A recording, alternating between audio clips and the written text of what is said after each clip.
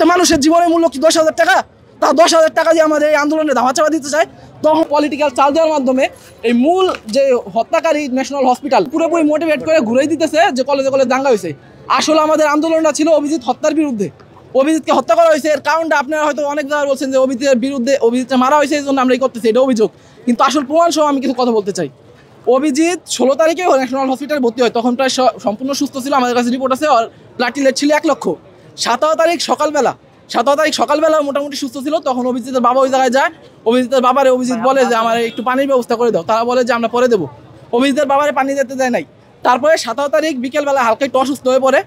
18 তারিখ সকালবেলা 17 তারিখ সন্ধ্যার সময় অভিজিৎ বলে আমার এই জায়গা থেকে নিয়ে যাও, এরা ভালো চিকিৎসা করতেছে না। অভিজিতের বাবা 18 তারিখ সকালবেলা হসপিটালের কর্তৃপক্ষের কাছে কথা বলে অ্যাম্বুলেন্স ভাড়া করে যে আমরা অভিজিৎ নিয়ে যাবো, তারা কোনোভাবেই ছাড়ে নাই অভিজিৎকে। একবার জন্য ছাড়ে নাই, আমাদের কাছে প্রতিটা রিপোর্ট, একটা রিপোর্টও দেয় নাই অভিজিতের ছাড়ার জন্য। তারা 11টার সময় বলে যে অভিজিৎ অসুস্থ হয়ে পড়ছে, আইসিইউতে নেওয়া লাগবে। ওর মামা ছিল, সে একটা সিগনেচার করে দেয়, অভিজিৎকে আইসিইউতে নিয়ে যায়। সন্ধ্যা 7টার সময় যখন অভিজিতের আমরা দেখা করতে যাই, আমাদের দেখা করতে দেবে না, অভিজিতের মামা ওই জায়গায় দেখা করতে যায়। অভিজিতের মামা জিজ্ঞাসা করে যে আমার ভাগ্নে কেমন আছে, তখন তারা বলে যে অভিজিৎ অনেক সুস্থ আছে, এখন ঘুমাইতেছে, দেখা করতে দেবে না। সে জোর করে রুমের ভিতর ঢুকে গেছে, ঢুকে যায় এইভাবে হাত ধরছে, দেখে হাত পুরো ঠান্ডা আর হাত কুকড়ায় শক্ত হয়ে গেছে। তখন জিজ্ঞাসা করছে আমার ভাগ্নে দিয়ার নাই, কয় না ও বাইসে আছে। তখন একজন ডাক্তার এসে কয় যে হারে মাত্র মারা গেল। বিকাল 4টার সময় যে 18 তারিখ যেদিন মারা গেল, বিকাল 4টার সময় প্লাটিলেটের মাত্রা ছিল 80,000 প্লাটিলেট নিয়ে একজন কীভাবে মারা যায়? অভিজিৎ যদি 7টার সময় হাতটাও ঠান্ডা হয়ে থাকে, তার মানে আরও 3 থেকে 4 ঘন্টা আগেও মারা গেছে। তারা এটা আমাদের জানায় নাই, এমনকি আমরা যখন নিশ্চিত করি তখন তারা বলে অভিজিৎ মারা গেছে। কতটা ইনসিনসিয়ার। পুলিশ ওই জায়গায় যায়, আমাদের যেসব ছাত্র প্রতিনিধি ছিল তারা বলছে পুলিশটা একলা কোনো কথা কইতে দেবো না, আমরা আমাদের সঙ্গে নিয়ে যাইতে হবে। পুলিশ একা ভেতরে গেছে, পুলিশ একলা ভেতরে যায় কথা বললে সে কয় যে তোমরা যদি এই জায়গা থেকে না যাও তাহলে আমরা এর জন্য উপযুক্ত ব্যবস্থা নেবো। তাই এটা বোঝা যায় যে টাকা খাই এই অবস্থাটা করছে, এবং আন্দোলন চাপা দেওয়ার চেষ্টা করতেছে, আরও ছাত্র বড় হয়েছে। আমরা সেনাবাহিনী ডাকি, সেনাবাহিনী ভেতরে যায় কথা বললে আসছে বলে যে তোমরা যার বিরুদ্ধে আন্দোলন করতে চাইতেছো তার আঙ্গুলটা আমাদের হাতের থেকেও মোটা, তোমরা যদি তার সাথে আগে টিকতে পারবে না, এই ধরনের কথা বলে। কয় আসো তোমাদের সাথে সাইডে কথা বলি, এইটা বলে যে দেখো তোমাদের 36 না 40,000 টাকা বিল হয়েছে, তারা এটা মাফ করে দিবার চাইছে, আরও 10,000 টাকা তোমাদেরকে দেওয়া হবে, তোমরা যাচ্ছে চলে যাও। একটা মানুষের জীবনের মূল্য কি 10,000 টাকা? তা 10,000 টাকা দিয়ে আমাদের এই আন্দোলনে ধামাচাপা দিতে চায়। তখন থেকে শুরু করে 7টা থেকে শুরু করে রাত্রি 2টা পর্যন্ত আন্দোলন করছি, তার লাশও চায় না, রিপোর্টও দেয় না, কোনোভাবে রিপোর্ট দেয় নাই। পরে এক পর্যায়ে 2টার সময় যখন রিপোর্ট দিয়েছে তখন আমরা চলে গেছি। 19 তারিখ সব ঠান্ডা ছিল, কেউ আন্দোলন করে নাই। 20 তারিখ আমার ছাত্র আন্দোলনে গেছে, সম্পূর্ণ শান্তিপূর্ণভাবে আন্দোলন করতে ছিল। এই যখন সব আন্দোলন শেষ করে আমরা আলটিমেটাম দিছি, কোনো ভাঙচুর করে নেই, কিচ্ছু করে নেই।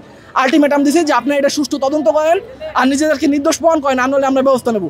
যখন সব ছাত্র কমে যায়, প্রায় 20-25 জন ডিএমআরসি ছাত্র ছিল, তখন সবার উপরে একেবারে হামলা করে। সোহরাওয়ার্দী কলেজের পোলাপান, কিছু ওই স্যাকরা ব্যাকরা পোলাপান, ওর সাথে আমার কোনো দাঙ্গা নাই, ফ্যাসাদ নাই, কিচ্ছু নাই।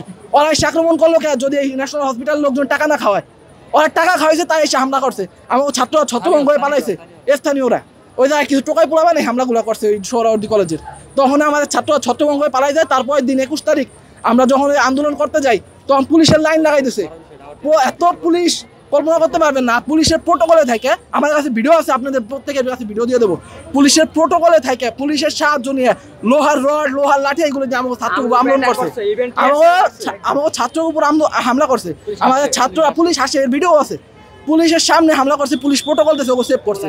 আমাকে ছাত্ররা সব ভাগ্যের দিকে চলে এসেছে, এই জায়গা থেকে আরো জড়সড়ো হয়ে সব ছাত্র যখন ওইদিকে গেছে, তখন পুলিশ আর কিছু পারে নাই, আমার ওদিকে টিয়ার শেল নিক্ষেপ করছে। জুলাই আন্দোলনের পরে এই প্রথম ছাত্রের উপর টিয়ার শেল নিক্ষেপ করলো। আমরা কি ভাঙচুর করছি? টিয়ার শেল নিক্ষেপ করলো কিসের জন্য? টিয়ার শেল নিক্ষেপ করছে। টিয়ার শেল নিক্ষেপ করার পরে যখন সব ছত্রভঙ্গে দৌড়াইছে, তখন আবার আমার উপর চড়া হয়েছে ওই সোহরাওয়ার্দী কলেজের পোলাপানরা।